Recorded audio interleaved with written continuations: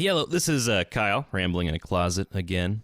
I just I just heard this wonderful thing on the internet, and I'm not gonna lie, it makes me a little irritated in a way, and you'll see why. But it also makes me kind of happy. So I don't know if you know of Seth Meyers. Seth Meyers is a comedy guy, made an SNL, Saturday Night Live. I remember when I was a kiddo, like, I don't remember exactly how old, 12 years old, I'm going to say. Seth Meyers was on SNL. He was doing Weekend Update, which was Norm Macdonald's show before he got fired. Norm Macdonald, by the way, best comedian ever. He's my favorite. He makes up for at least 40% of my sense of humor, if not more. But that's a conversation for a different time. Seth Meyers had it 2008, 2013 to 2013. I had to look this up, by the way, just to make sure I had it all right. So yeah, it was when I was 12 years old is when he got SNL. And I remember seeing him on there at least at one point, during that time, especially in the beginning, because I had seen him do a couple bits and I thought, oh, he's funny. You remember, I'm like 12 or 13, so I'm just a kid. I don't actually know how good humor is. But I saw him. I was like, oh, this guy's kind of funny. Because he has this like deadpan delivery, which is good. It's fun. He gets SNL, does that. I don't know. I don't watch Saturday Night Live. I'm a kid. I watch other things. I do other things on Saturday night. But I remember in 2013, he got the Late Night Show with Seth Meyers. And I thought, oh, cool. He's getting his own thing. And then I remember watching one of the first episodes and going, this isn't funny at all.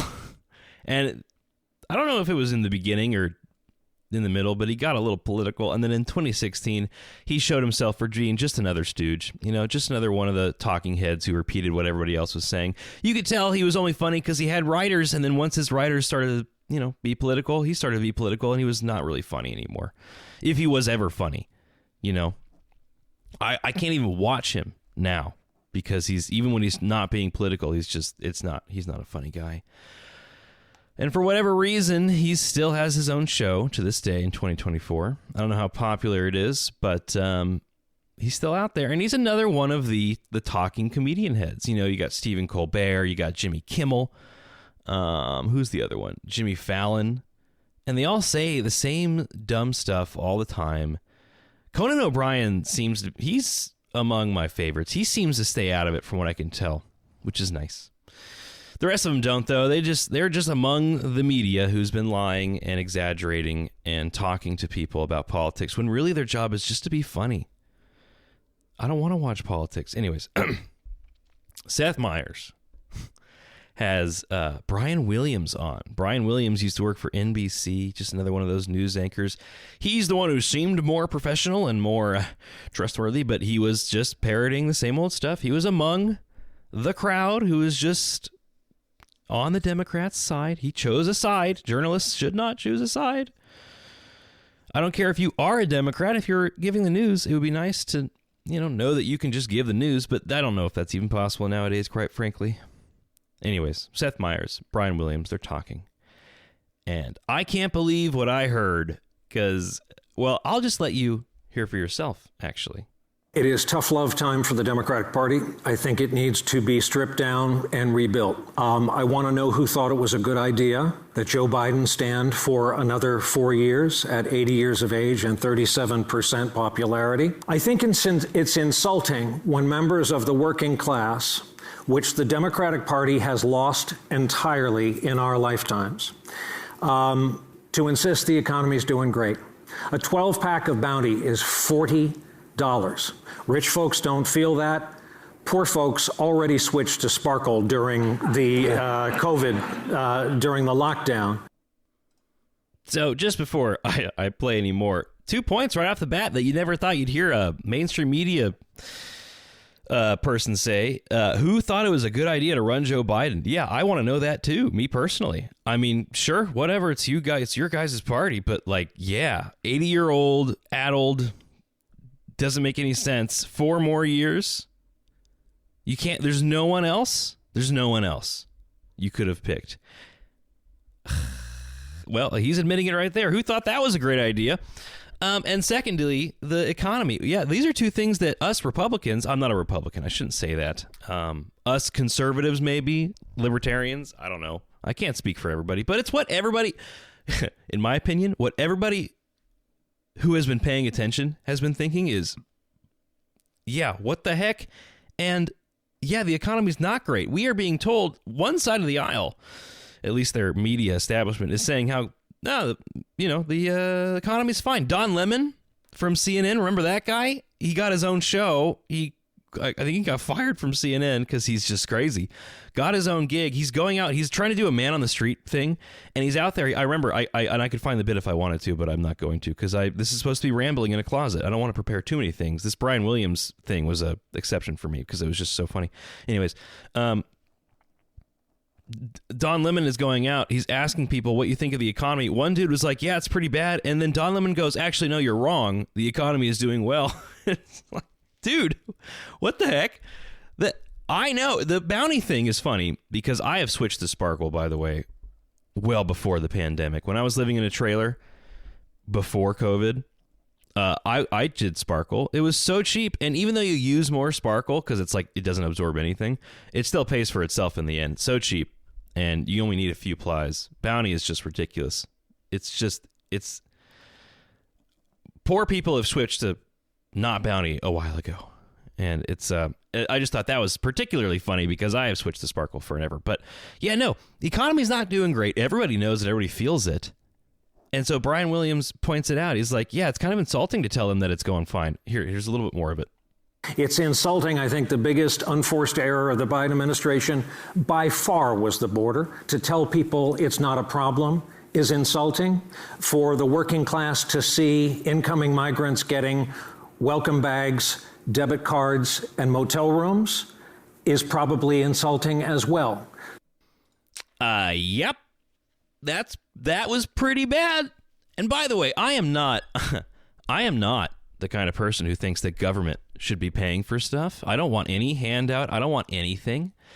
But it does kind of stink, especially when you know that there are, thousands of homeless veterans out there who kill themselves every day. They're out there. They're not getting any help. And yet these immigrants who come here illegally, who don't go through the proper channels, they're getting handouts in the several thousands of dollars from our government to come here illegally. They're getting debit cards. They're getting hotel rooms. If you had said that, I really believe this, because I have friends who don't know about this stuff. And when you say this, they go, no, come on, don't be ridiculous. Brian Williams is up there saying it. He's admitting it right there to everybody who didn't want to pay attention in the first place. It's not just us crazy Republican MAGA conservative people. They're actually doing that. And those of us who are paying attention, we've been throwing our hands up in the air like, yeah, what's going on? Why are they doing that? This is crazy. I mean, whatever. If you want to let them in the first place illegally, you want to not really be watching the border. Okay, well, that's still a problem. But not only are you doing that, but you're letting them in, and then you're giving them a bunch of free stuff. I mean, can you think about this? The survivors of the fire in Maui and the survivors of the hurricane in the Carolinas, they all got $750. $750. Like some of these homes, a lot of these people's homes were destroyed, their lives were destroyed, or their jobs were destroyed, or their cars were destroyed. And they got $750 and said, okay, well, figure it out. You'll figure it out. And I'm sure some of them had insurance and stuff like that. But still, the federal government, which, again, I'm not saying I don't believe in handouts, but maybe disaster relief is okay. They got $750. And these immigrants, these illegal immigrants, are coming in, and they got thousands of dollars on debit cards and hotel rooms. And they got their plane tickets paid for. They got their bus tickets paid for. We're not crazy for thinking this stuff. It is happening. It's not, it's not a conspiracy theory. And there's Brian Williams saying, yeah, that was probably a bad idea. Probably insulting to do that. Yeah, you think? Here's a little bit more of that interview. And be less about what's called suicidal empathy, worrying so much about minority groups in society and in your party that you win the argument, but you don't win the election. Now, that was especially funny Suicidal empathy, that's a Gad Sad thing. I don't know if you know about Gad Sad, but he wrote a book about this, or maybe he's writing a book about it. But he's mentioned it a lot, suicidal empathy, this feeling of empathy and compassion towards a group or an individual to such an extent that you are destroying yourself or your country, in this case, the country, because you are so concerned with this minority of individuals that you forget about what actually matters. And Brian Williams makes the mistake, in my opinion, of saying that you worry so much about other people that you win the argument, but you lose the election. And I disagree. I think you lost the election because you lost the argument, because a lot of these arguments you're making they don't land on the majority of Americans. Who, by the way, a majority of Americans, there's a lot of minorities mixed in. We're all Americans. And you could be gay, straight, black, or white, doesn't matter. A lot of gay, straight, black, and white people voted for Donald Trump because they weren't being represented as Americans. And that's why you guys lost the election.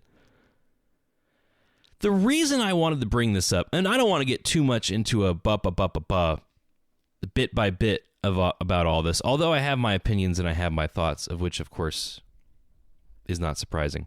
What I enjoyed about this is all of these people who I think just kind of follow the winds of culture. They're all turning, and if not, they're not completely supporting the MAGA movement, but they're not exactly going as hard against it as they used to be. Joe and Mika Brzezinski from Morning Joe. Do you know about this show? It's terrible. MSNBC. They used to be pretty good, I guess, but now they're just crazy.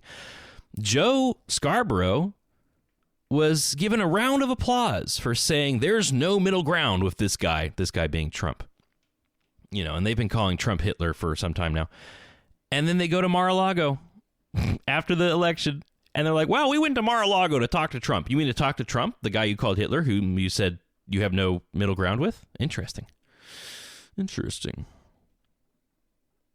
reminds me of when a lot of social media-ers and TikTokers I saw on the internet, a lot of them started doing like trad wife, traditional wife, and homekeeping and homesteading videos started getting really popular this year. And I remember thinking, okay, that's kind of cringe. Some of it is. Some of it's kind of interesting. Some of it's kind of cringe. But it shows that there are people who simply do what's popular. And what they are perceiving to be popular is conservative, MAGA, all that good stuff. And it's happening right now. It's fun to watch. The reason why I don't really feel comfortable saying that this is what's happening with people, that they're just going with the wind, is because I am almost incapable of empathizing with this point of view. And so because I'm incapable of empathizing with it, I assume that maybe that's not what they're doing. Not because... just because I think if you're not able to... Like, if you ask someone, hey, why do you think they did that? And you can't come up with it, or you can't empathize with the reason they did it, it's probably because you just don't know. And so you would just need to talk to these people about why they did something. I have no idea. I don't understand the impulse to just go along with the crowd. It has never made sense to me. Of course, there are times where it's easier to get along and go along. I understand that to an extent. It's also a part of our biology. We don't want to be left out of the crowd. We don't want to have our tribe leave us. So even if we might not agree with everything our tribe is saying, we just want to stick with them, because other than that, we'd be out there on the own and we'd have to fend against saber-toothed tigers by ourselves. That's not great. But to an extent, especially when crazy things are being said, I don't get it. I will happily go, yeah, no, I don't agree with that. There was this great study they did where they had like 30 people in a classroom and 29 of them were actors and one was the actual guy they were studying. The guy didn't know that the other 29 were actors. And it was just hey, we're going to do a test. All 30 of you are going to answer questions, and then we're going to score the test and see how you guys did. So the one guy who's actually being studied, and they did this to multiple people, he thought all the other 29 people were with him in to some extent. So the teacher starts asking questions, and they all publicly answer by raising their hand. And then after a few questions, all 29 raise their hand on the wrong answer, and the guy the free guy who's being studied looks around and sees everybody. He knows, like it's one of those very obviously wrong answers, like 2 + 2 = 4, but not quite that obvious. And most of the people, even though they know that the rest of the crowd is wrong, that one individual will still raise his hand because he doesn't want to be left out. He doesn't want to be that weirdo. Except there's always the fun one or two guys who like, no, that's wrong. He raises his hand on the right answer, and it's great. I love those people. Apparently, they're the minority. Apparently, most people will just follow the crowd. And it's so hard for me to empathize with that, which is why I don't want to accuse these people of doing that, because if I'm not capable of empathizing, maybe it's just because I don't know why they're doing it. And so therefore, I would want to look into these and try to talk to these people as an individual and understand. But this seems to be the case, as like Trump not only won the electoral vote, he won the popular vote and the House and the Senate. And everybody who's been against him can see that. And of course, there are still some holdouts. Of course, there are still people who will just pretend that they're right, which, by the way, it's so annoying. So I am perfectly capable of, for the most part, at least, I think, admitting when I'm wrong. If you catch me out on a good argument, and I'll at least say, yeah, you got me there. I'm not exactly sure how to respond to that. I'm pretty good about changing my mind. I like to think so, and I like to be so, because I think changing your mind is kind of fun. It's like discovering a new song and it being a really good song. You know what I mean? Like, you have this idea in your head and you're pretty attached to it, and then you hear one or two or three things that prove you wrong, and you're like, darn, that kind of sucks. And it stings a little bit. In the beginning, it stings because you go, oh, like I know I've talked to like at least 3 people about this, and no, I don't want to admit I was wrong, and then you do, and you admit you're wrong, and it's like, oh, and it's like you're free. You've lost weight almost in a way. You've lost this excess baggage that you've burned off this dead wood that was not supposed to be there. It feels great. I like, and I'm not just saying this. This is not some kind of fake humility. I like being wrong. It also shows me that I'm not a narcissist, that when I'm wrong, it gives me an opportunity to go, oh, great, I'm not some person who always thinks he's right. That's really refreshing, actually. Of course, there are always going to be people who can't admit they're wrong. They're going to be out there during this post-election up until January and well past it, just saying that, oh, you know, I can't believe you voted for a felon, even though his felony charges are being stopped, basically, right now. But we won't go there. I'm not trying to be all political pundit right now. It's just interesting. What I like about all this is what I think is the follower culture, which is my term, by the way. I've never heard anybody say that. It's the group, it's the part of culture that just follows what they smell as being the wind. Where they think the wind is going, they go with it. They're like lemmings. And I know lemmings don't just walk off cliffs, but they still just kind of walk around. Have you ever seen a circular ant death spiral, where the ants give off the pheromones and start walking in circles, and they can't leave? They can't leave the circle, and they all just march in circles until they all die. Have you ever seen this? It's a thing. I feel like this is what's going on sometimes. I mean, I'm looking at, while I was on YouTube getting the audio for that Brian Williams thing, I just saw this video that Wisecrack posted. The failure of the liberal media. Now, Wisecrack lost their way, along with a lot of people in 2016. They started posting. They used to be good. I liked them when they weren't being political, and then they got political, and it's like, oh, right. Not great. And I'm sure if I watch this video, the failure of the liberal media, they'll still be good old Democrats. They'll just say that the liberal media made everything worse. But at least they're saying that. At least, I mean, people are pointing out how bad the media is. Joe and Mika Brzezinski, again, I keep using them just because they're a popular example. They got 60,000 views in their key demo, I think is how that works out. Most people get that amount of views. Most YouTuber, Instagram podcasters on Spotify, they get those kind of views just by posting, you know, what I'm doing today. I mean, my goodness. I mean, it seems like the mainstream media is going to be dead soon. If not radically changing, they have to do something, right? And I'm sure everybody else is saying these kind of things, so I don't want to talk too much about it. That's for someone else. But I got to say, it's just kind of nice to see the follower culture. Not because, and by the way, and I can hear what some people might be saying. Well, Kyle, if you think these people are shills and stooges, then why would you want them saying the same things that you, or at least why would you want them joining your side? Because they're still shills and stooges. Aren't they being told to be shills and stooges by other people now that you don't like, but are still on your side.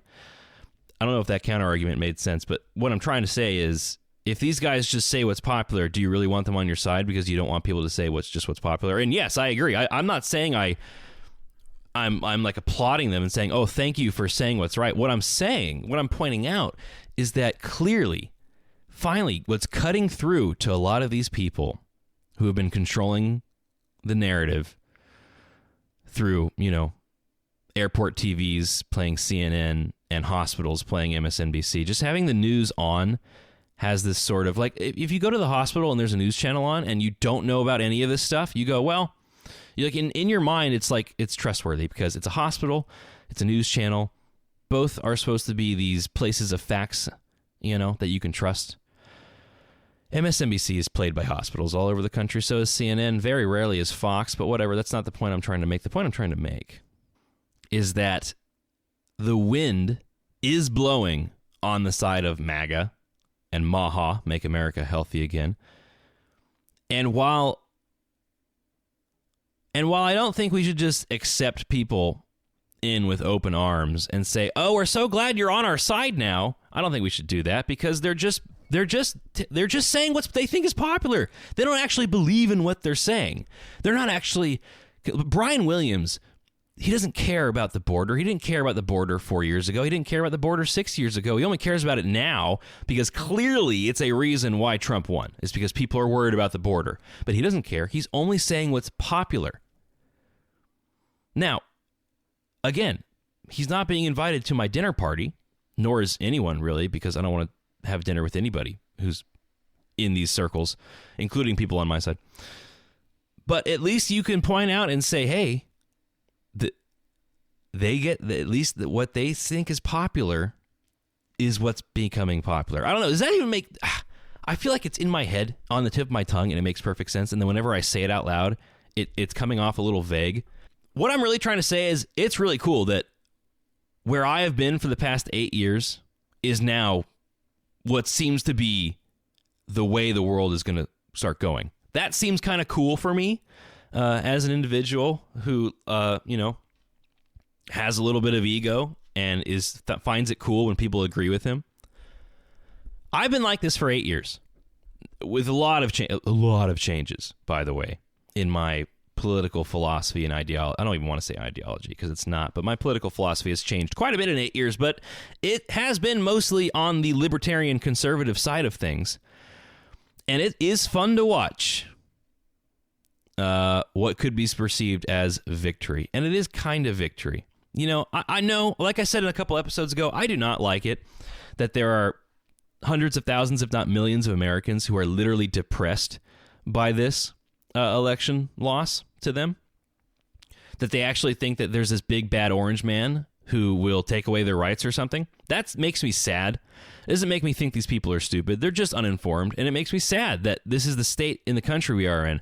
And I don't want to revel in victory over those people, but I will enjoy this in the moment while I watch Brian Williams and Morning Joe and even The View, which these women are crazy on The View. My goodness, are they insane? They just accused Joe Rogan of believing in dragons.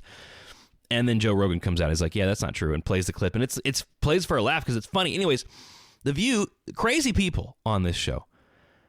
And now they're reading off legal notice after legal notice because they keep saying that people did something that there's no proof of them doing. And then they have to say, oh, by the way, there's no proof of this being done.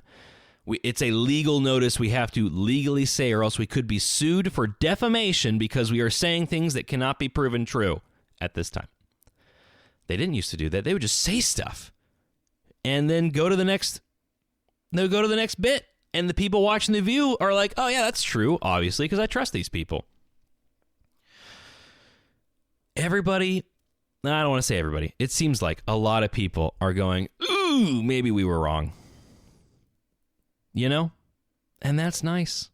I'm not going to lie. It is nice because maybe what will happen in the next few years is not what has been happening over the past 8 years, which is one side of the media just completely gaslighting and insulting more than half of the country. And instead of saying you are a bunch of deplorable garbage individuals, maybe they'll start paying attention a little more. And I don't even care if they're doing it just because they think it's popular. That's fine. It's a free country. You can do whatever you want. I'm getting into the point where I'm just saying random stuff now. You know, I'm trying to make it to that 30-minute mark, but I've kind of already made my point, I hope. So I guess I'll just leave it there. I don't know. Does this make sense to you that's listening? I'm not trying to come off as this ultra MAGA guy who's drinking liberal tears. I don't like liberal tears. I don't like that. I don't want to see people hurt because of this. I just want everybody to kind of get along and love each other, that kind of hippie stuff that I've always been about for the past some time now. Not always, but you know what I mean. I just want people to get along, and hopefully this will help. This will help kind of mend that bridge where, hey, maybe these MAGA people aren't crazy after all. Maybe they had a good point. Maybe they were right to be irritated about all of the mass migration coming in through the border, illegally upsetting the economy. Maybe they were right about COVID and how it wrecked us, and how inflation has just really not done a good thing for us people who aren't making millions of dollars. Yeah, maybe they had a point. And I'm looking forward to seeing where this is going. I really am. So I'll go ahead and stop there for now. This is Kyle, rambling in a closet. Thank you for listening. We'll see you next time.